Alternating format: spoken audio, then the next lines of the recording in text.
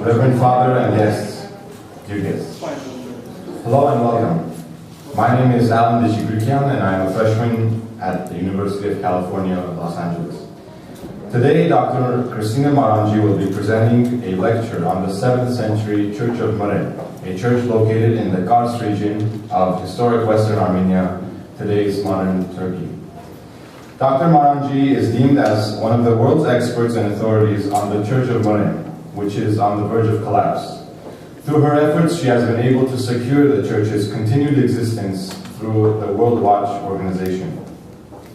Professor Maranci is the Associate Professor of Armenian Art at Tufts University in Massachusetts.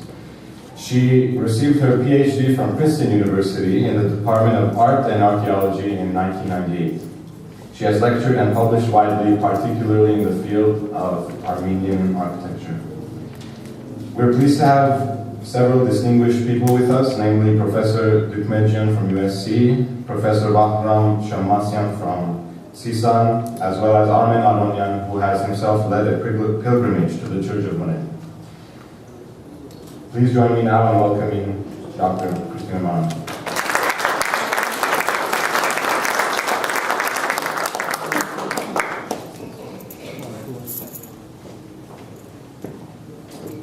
That's great, thank you. Thank you so much, and Surbazan, everyone here at the church, I want to thank you for having me. And I'd also like to thank Maggie Goshen for engineering my visit, and thank you to everyone really who helped to organize this.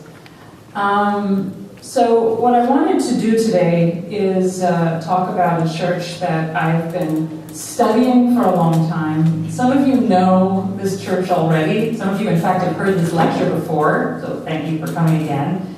And some of you have traveled with me to this church, including Armen Aronian and Maggie Goshen, who's here. So that's what I would like to do. And this church, you may ask yourself, well, what is so important about this church? And some of what's important about it is material that I've discovered in the last year together with Stephen Sim and others. And these discoveries were engendered, really, or facilitated by Armen Aronian and the trip we took, this historic trip we took to Mren in June of this year. Wait, was it this year? Last year, thank you very much. Time's going by. So I'm calling this lecture The Church of Mren, Its Ancient History and Modern Struggles. Because the key here is it's historically significant and it's structurally in danger. Okay, I think I just... Let's see.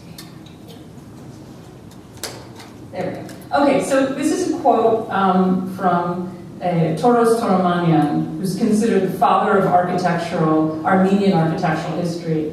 And Toros Toromanian made it his business to visit every church that he possibly could, and if you ever want to study an obscure Armenian church or monastery, one of the best places to go is Toros Toromanian's work completed in the early decades of the 20th century. So you think you're discovering something new, and then you find he's already done it, so you have to start a new project. But even he couldn't spend time at Mren, and here I have a quote from him, very sad quote. He says, "To see Mren only once is very little indeed. It's necessary to spend long days and weeks there, but unfortunately I did not have the opportunity. I was able to go to Mren to study the church for only one day." So things haven't changed much since then. For me, I tried to go to Mren several times in the past 10 years.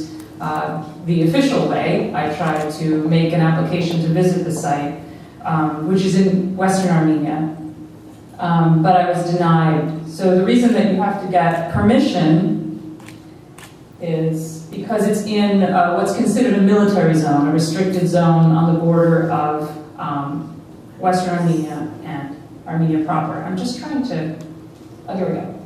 So here you see a satellite view. And you can see the red dot. I don't know if this is viewable, but the red dot is Mren, and here you have Armenia and Western Armenia here.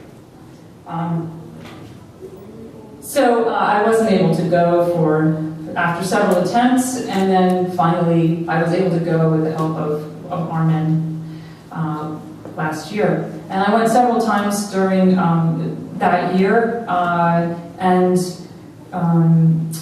collected a series of photographs and study materials from that visit. Maybe it's a little slow.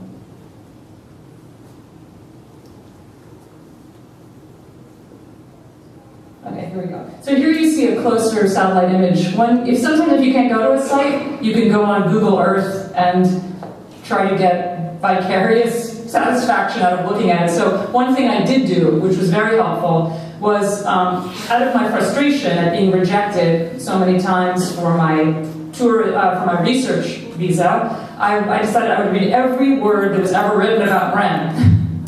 So everything from 19th century travelers' reports to the works of Mar, the great archaeologist Mar, who wrote about Mren. I found things that nobody had noticed because, you generally don't make a plan of reading every word, but that's what I thought I will do. If I can't go there, I'm going to get to know it in every possible way, which turned out to be helpful when I got there because I really knew what I was going to be seeing. But another thing I did was I looked at these satellite photographs, and now, of course, it's possible to hone in very closely on a site. And you can see Mren here. It has the shadow across it, and you can see it's a completely deserted area. You can also see that there's the remains of a settlement, and that settlement is in all probability an ancient settlement, an ancient and medieval settlement. So just one thing to say is that Mren is not just important as a single monument, but as a community, and the promise is for great knowledge to be uncovered one day through archaeological excavations. So Mren isn't far from Ani. Ani, of course, much more famous site, but Mren too was a settlement in the Bagratid period, just as Ani was, and in fact is understood to be the summer residence of the Bagratid king. So it has a relationship with Ani historically. Let's hope that we also find archaeological evidence as we have at Ani. That will hopefully come at some point.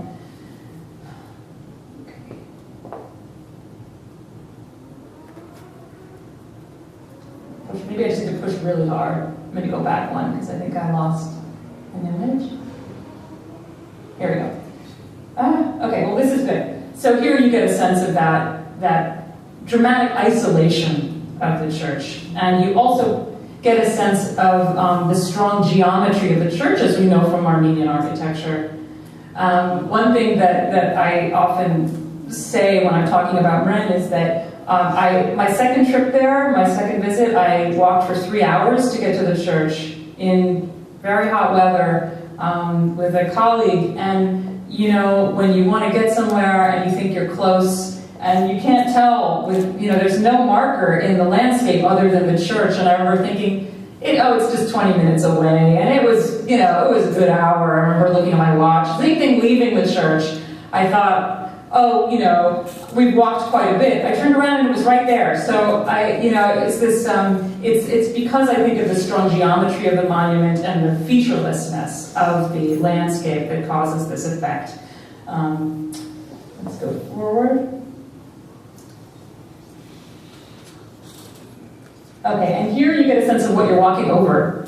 So it's not like there's a sidewalk or a road. This is really the kind of walking you have to do, which is one of the reasons it takes so long to get there, because you're constantly kind of climbing over the remains of this settlement. And my colleague, who I think should show up in a minute.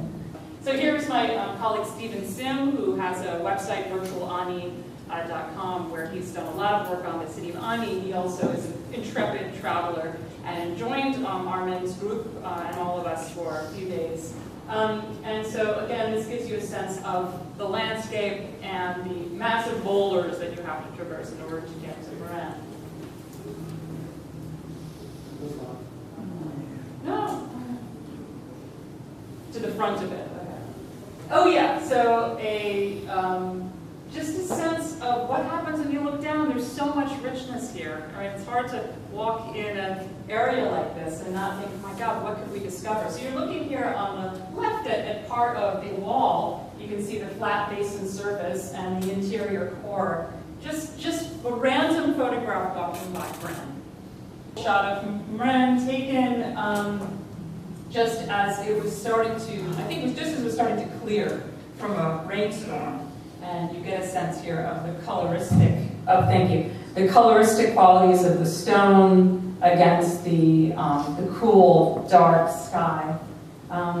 You can also see from this photo the serious condition of the monument. I haven't even shown you its bad side yet, but maybe you can see that seam running down the stones of the northwest corner of the church. And when you have a seam like that, it's only a matter of time unless you intervene, because what happens is the debris will fall into the seam and widen it at its base. And this is exactly what happened, by the way, with Ani Cathedral. In many ways, they're degrading in the same ways, which is interesting. You can also see here the stones at the bottom of the west facade have been removed, and so there is nothing supporting that lowest part of the structure, but the core of the wall. And this is a problem on the other sides of the church as well. There's been some undermining of the facades. So here's the bad side, and here you can see that south wall had collapsed. And it collapsed not so very long ago. It collapsed around 2008.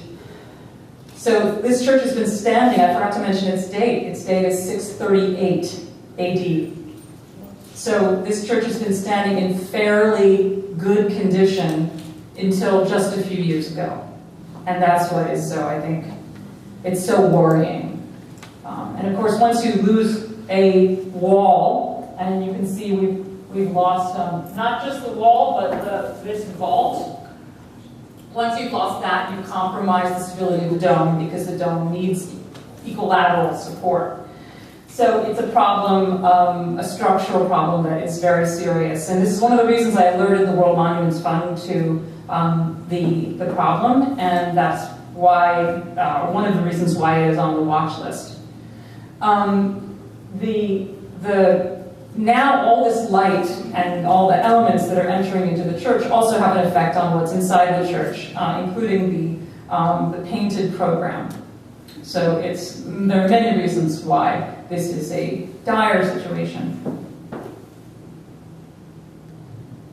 So I thought I would just put Mren into the context a little bit of Armenian architecture, because everybody knows Ani Cathedral, famous cathedral of the latter 10th century, back in the Bagratid capital of Ani. You see it on the right, and you see it looking towards the apse. And on the left, you see Mren, which is constructed also as the same type of church. If I go forward, you can see that basically we're talking about the same plan that was used. Mren on the left, again, 638, Ani Cathedral, 10th century. So, and it's been suggested by scholars that we're looking at Mren as a kind of prototype for Ani Cathedral. Obviously, Ani Cathedral does many other things. It was drawn from other sources, but the basic plan is very similar.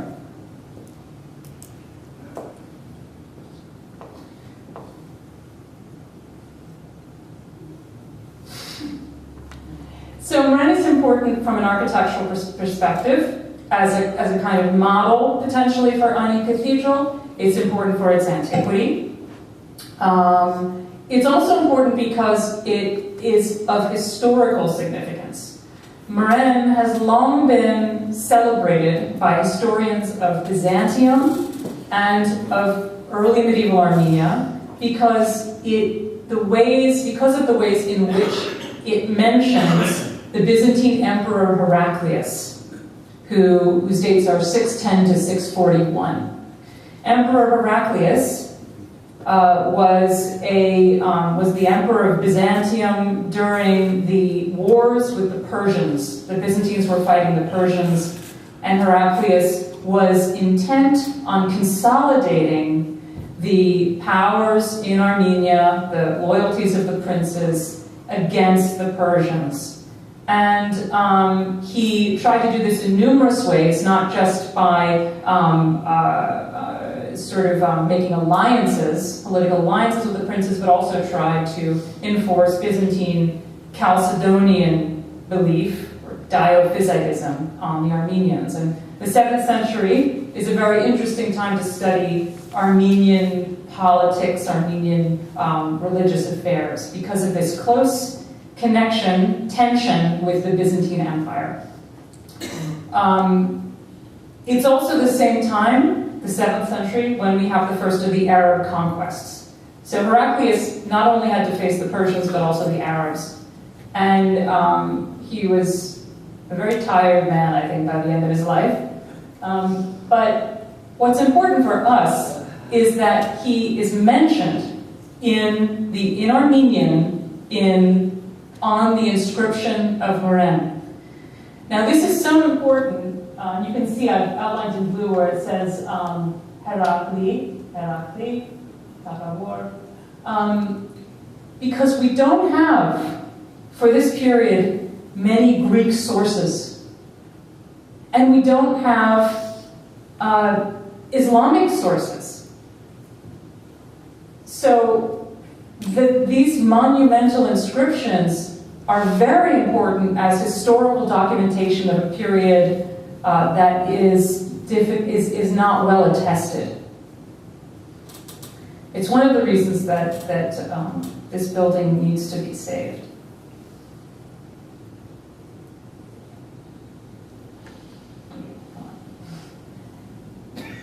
Another reason is what it offers in the realm of sculpture, of art. Mren is not just painted, it's not just inscribed, but it is also covered in relief sculpture. Unfortunately, the sculpture hasn't survived so well, and so you have to have a sharp eye to be able to figure out what's going on. But you're looking here at the western portal, the sculpted portal of the church, and I believe I have a tracing. Sometimes it's useful to do old school methods. I took out a tracing paper. At this time when I made this, I don't know if you know Richard Elbrecht, who was a wonderful member of the community. He took, before I think a lot of us got there, he took photos of Mren in the 1990s that were wonderful photos, and I used his photos as study photos, and I used tracing paper to make this drawing. And what you can see is that it's a scene of archangels on top, and then Christ here. This is Christ. 2 saints. This one is Peter. You can tell because he has keys. I'll show you in detail in a minute. Another figure who's a cleric. And then 2 princes on either side. And these are princes we know because they're wearing these garments. These are fur coats. And these are a sign of the nobility of both Armenia and Georgia. Let's see what comes up. Here's a detail. And you can see here the carving style, the very fine incisions into the stone. The keys are here. Okay.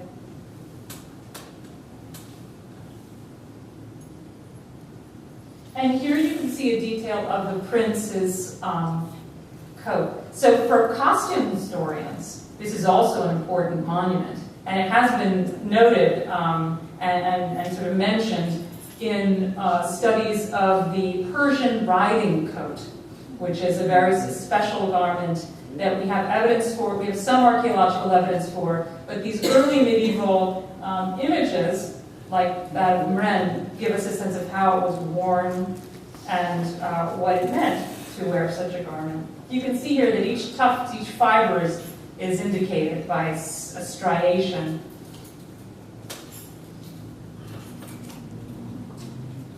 So Mren has 2 portals with sculpted figures. I showed you the west facade, and now I'm showing you the north facade.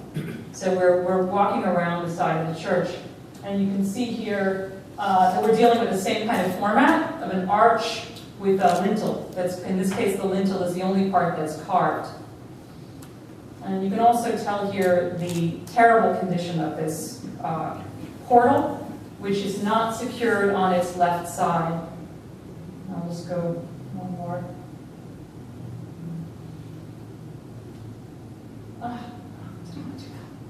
There. So here you can see this is a sort of devastating photo because you're looking through the church to the no longer standing south wall. You're looking right through it. But you can also notice on the left that there's nothing supporting this. This is very serious because of what this portal is thought to represent. There have been a couple of theories that have been produced about it. One idea is that it shows the consecration of a church. The other theory that was put forth and that is now generally accepted is that it's a scene of the Emperor Heraclius returning the true cross to Jerusalem. So the story is that as part of his campaigns against the Persians, the Persians had taken hostage the true cross of Jerusalem, on which Christ was crucified. And in campaigning against the Persians, Heraclius recaptured that cross and brought it triumphantly to the city. This story was well known to Armenians, by the way. We have contemporary witnesses to this in the form of a 7th century Armenian history. And we know from this history that sermons were being given all over Armenia about this event. So it was definitely in the news. Here's a drawing of it made by a great French scholar, Nicole Thierry, when she visited the site. And she visited with her husband in the 70s, so before the south wall had come down and when the church was in better shape. But what she indicates here is the horse. You see the large horse on the left. A large figure, this figure here, a smaller figure, a large figure holding a censer, so we can imagine this is a priest, a cleric, and then a tree. She makes an involved argument, I'm not going to go into it that much, for this being a scene of Heraclius returning the cross. And then I found some additional evidence which supported this, and which particularly justified the otherwise unusual representation of an emperor dismounted from his horse and not wearing any kind of imperial regalia. I found a Latin source that talks about Heraclius doing just this. So interesting, a Latin language source, early medieval, but which is thought to have an Oriental stemma. So it's definitely a viable idea. What we're looking at here is the return of the true cross by the Emperor Heraclius. If this is the case, then this is the earliest representation we have by far. And yet it is another reason, so it's another reason that this church should be saved. I did it exactly right. Okay. This is a more famous image of the Heraclius returning the true cross to Jerusalem by, oh my God, Piero della Francesca. It's been a long day. So this is much more famous. But of course, this is much later. This is a Renaissance, early Renaissance painting. So our lintel at Mren may provide a kind of very early example of this iconography. Okay, so another reason why we should save it. I wanted to give you a sense of Mren over the long haul. Views from the same angle from the early 20th century, photographed by Toramanyan on the upper left. Then when the Elbrechts were there in the early 2000s, so early 2000s, and now, so that you can get a sense of the trajectory of devastation and the fact that it had been standing, with some repairs for sure, but it had been standing since the 7th century with no major interruptions to the structural fabric.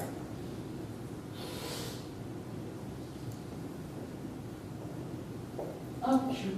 Okay, let's go back one. So here, when we were there, when Stevenson and I were there, he brought his laser thing where he was able to measure. So he could get good measurements of the site, which hadn't been done since the TREs were there in the 70s. So we were able to, or he was able, I should say, to make these new drawings of the church. And it's hoped that, I should say, just to jump ahead to the sort of the future, it's hoped that in next year that this site will be documented, that it will get a survey, the church at any rate to start with. So there is movement to begin the process of intervening on what's happening, gravity and other things.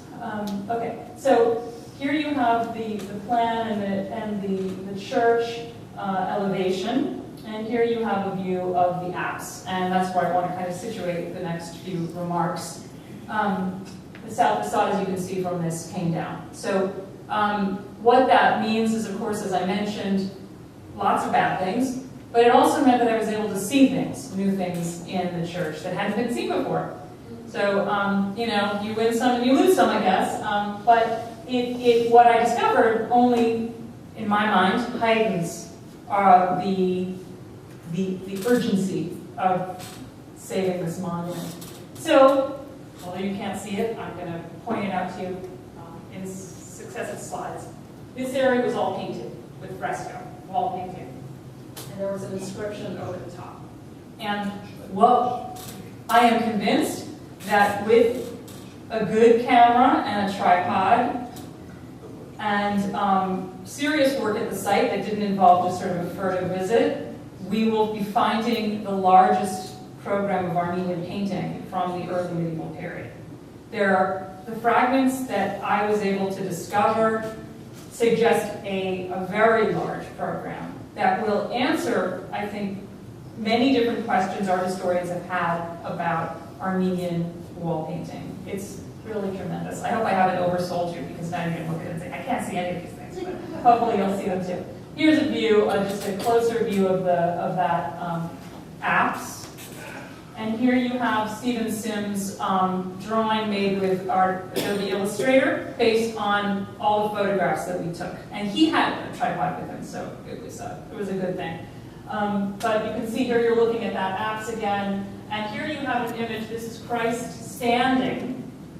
You can see this is just where there's nothing's left. But Christ standing on a pedestal. I don't know if you can see that. And then below you have the windows, and then you have standing figures. These are the apostles. It's a little pixelated, but.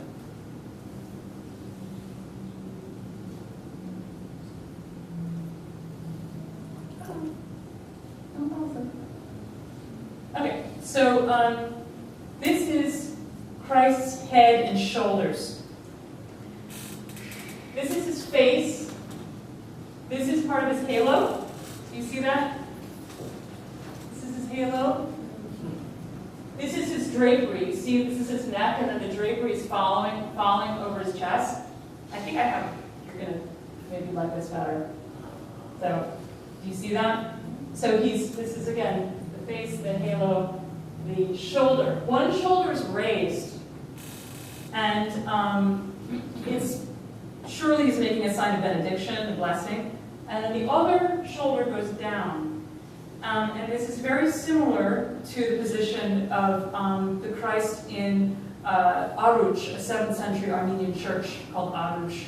And there we know that Christ is holding a scroll as well. So the suggestion is that Christ it's a very similar format of image. This is Christ's foot and the pedestal. And he's wearing sandals. You can see those thin straps at the top? Foot, sandal. This is that jeweled pedestal. In this case, I made a drawing from my own. I just traced the photograph I took. What we can tell from the use of pigments is that this is a very elegant figure. I know it's largely sort of degraded But you can see here the attempt to create flesh tones, to create depth using these orthogonal lines, these diagonals. And this is a very sophisticated, or once was a very sophisticated, painted program.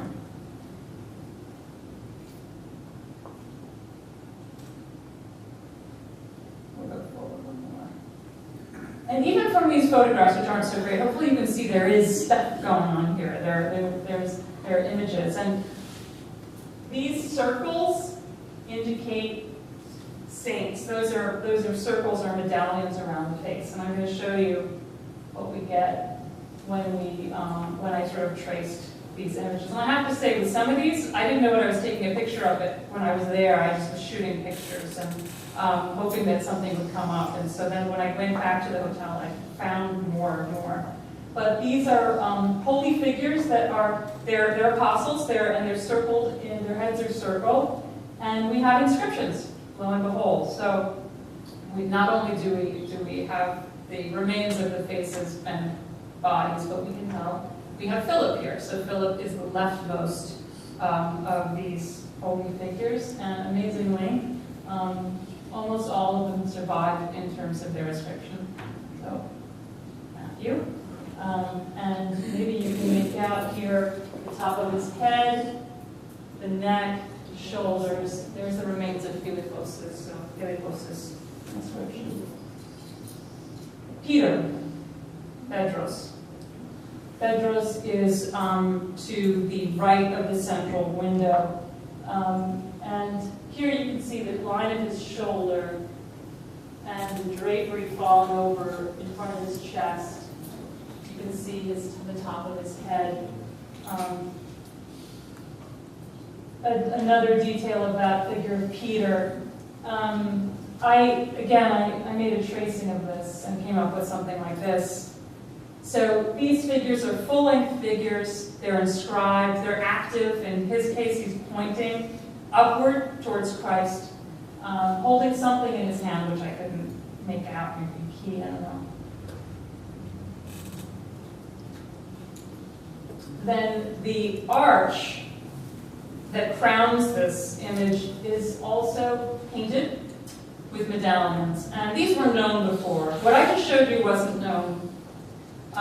But these were known and published already by the Thierrys, and they're believed to be prophets in medallions. Now with digital photography, you can take images like this and change them. And change them. Hold on. Yeah, you do. You get a face for once. Because it's so high up. You notice with the other ones, they were defaced. I should have mentioned that. They were clearly defaced. So, but in these cases, these are too high up in the arch to be defaced. And so what I mentioned with sort of modern technology, what I did is take those images that you saw before, and you could invert the colors just using software, and probably replicate much more of what was originally what you would have seen. But because of the way the pigment is deteriorated, instead it looks like you get kind of negative if you look at those other images. But this one is an inverted image of a prophet. And it's really a wonderful image to give us a sense of what really ancient Armenian painting was like. Large eyes, a long, elegant face. This is not in any way crude or sub-Byzantine or any of the words that have been applied in years past to Armenian art. What we see is a very sophisticated style with close connections to a kind of classicizing, elegant school one might imagine from somewhere like Constantinople in the same period, which would make sense given the relations between Armenians and Byzantines during this time. Here's another image on the north wall of the church. So you see on the left a cleric, actually, and this is a bishop, and we knew about this before. The Thierrys have a wonderful photograph of him. You can see his shoulders here. He's carrying a gospel book. I noticed not very far from him, a little bit to the closer to the apse, I noticed another figure, and I couldn't see anything about this figure except I noticed that it had, there was a sort of fringe-like sash at the bottom, which is an homophorion,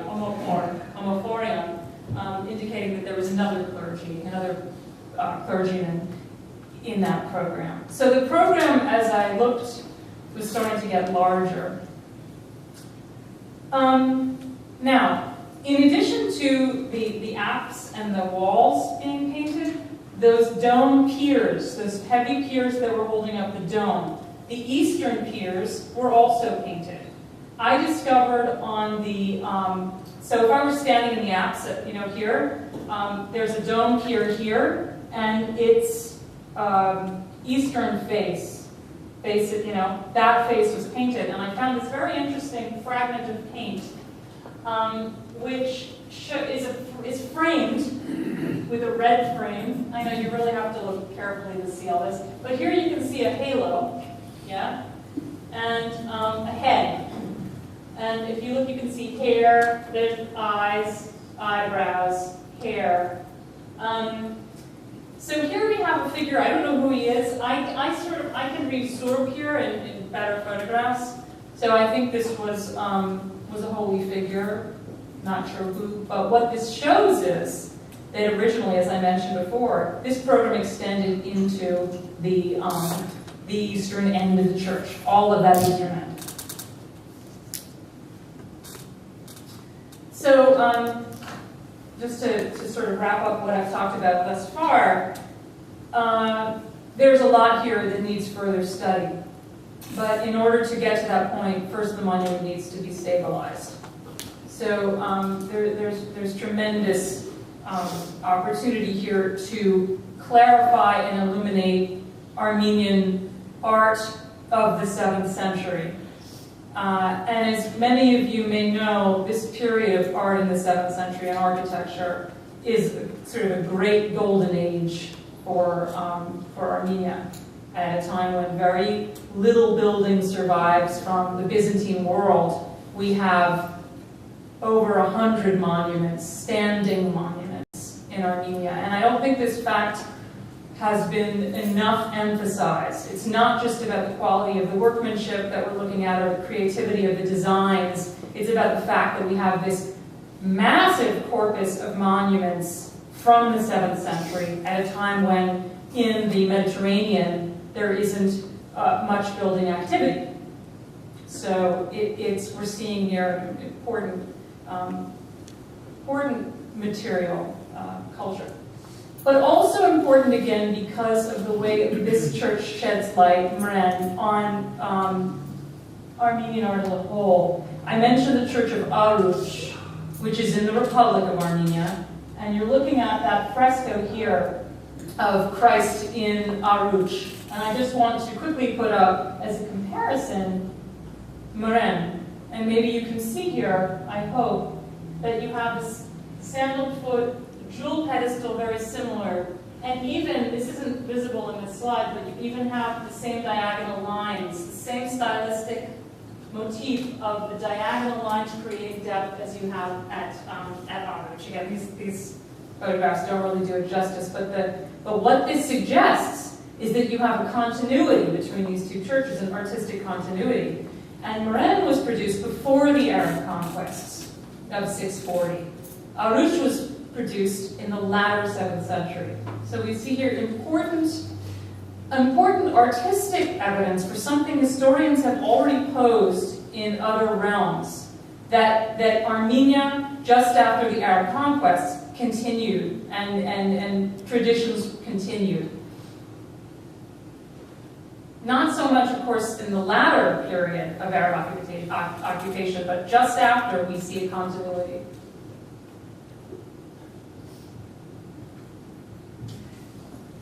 Okay. Another really interesting aspect of Mren is the inclusion of Surp Tadeos in this group of apostles. And unfortunately, he didn't survive very well, as none of them did, but maybe you can see up on the upper left, you have the inscription Tadeos. This is the earliest portrait, if you could call it that, of Tadeos, the earliest visual indication of Tadeos that we have in Armenia. And one of the earliest portraits of him that exists. So the Tadeos here is a very important presence at Mren, and of course, very important from an Armenian point of view. Okay, Now, in this last part of the talk, I want to turn to another very exciting thing about Mren that I found when I was there, and that is the inscription that is in the arch here. We'll get back to that.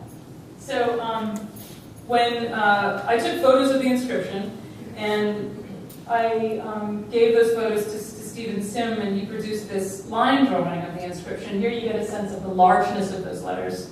And they're erkata here. This is a very old form of script. So he gave me this, and I spent many a day trying desperately to figure out what it said. You can imagine it's almost like a crossword puzzle, and you just have to get to the end of it. And I had a lot of trouble, and I mean, of course, the computer is a great resource. But I finally figured out that if you changed the re to a pen at the beginning, you get something like putun, and then it would be surputun, and then I started getting more excited. So you have to imagine that's a pen, and then I came up with Dankum Bayale Surputun der Intiergain Avurus. So, holiness befits thy house, Lord, for the length of days, or forevermore. It's Psalm 92, 93, 5. So this is, to my knowledge, the earliest Armenian language biblical inscription.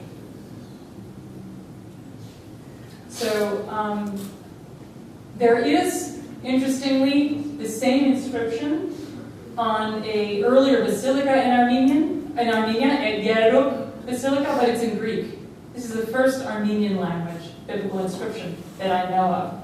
So that also makes this very important. It also, interestingly, connects Mren to Byzantine churches, but those Byzantine churches are later than Mren. So I think we have the opportunity here to do a lot more work. Okay. So I think that's it. I just wanted to show you a little bit of a photograph so you can see those letters for yourself. For a while I was saying to myself, well, maybe it's not a 7th century inscription. Maybe I tried to be devil's advocate and say, well, maybe it's 10th, maybe it's 13th, but I have very little doubt that it's 7th at this point after sort of looking at the paleography and looking at the way it is sort of involved in the 7th century fresco program, which is not debatable. So again, we have here ancient epigraphy, ancient painting, ancient sculpture, and ancient architecture to be preserved within Mren. Okay, so I'm not going to go into that, but I just wanted to say last, just a word about the World Monuments Fund watch list and what we're trying to achieve. Mren is on the watch list until 2017. And what the watch list does is it tries to bring awareness to the state of the church and facilitate its interventions. And things are happening, good things are happening. As I mentioned, we're going to hopefully have a survey happen next year. But there's much more work to be done, and the key is really for this to happen before it's too late. And as you may know, when you're dealing with a monument that is in Western Armenia, you've got a lot of balls in the air in terms of how are we going to get this thing preserved. And as things move at a glacial pace, but in the meantime, the church is really precarious. So that's sort of where I am at the moment, and I will give you updates if you're interested as things kind of move forward. And just maybe one last thing, since I do have that pretty picture of Plaspong. Mren is, of course, not the only monument in that region, Kars-Ani region, that needs intervention. So too does the Church of Plaspong, which has a wonderful umbrella dome, much like your own church here, and this too, an 11th century monument, but covered in inscriptions. So there's so much to do, but we're racing against time. And thank you so much for your attention.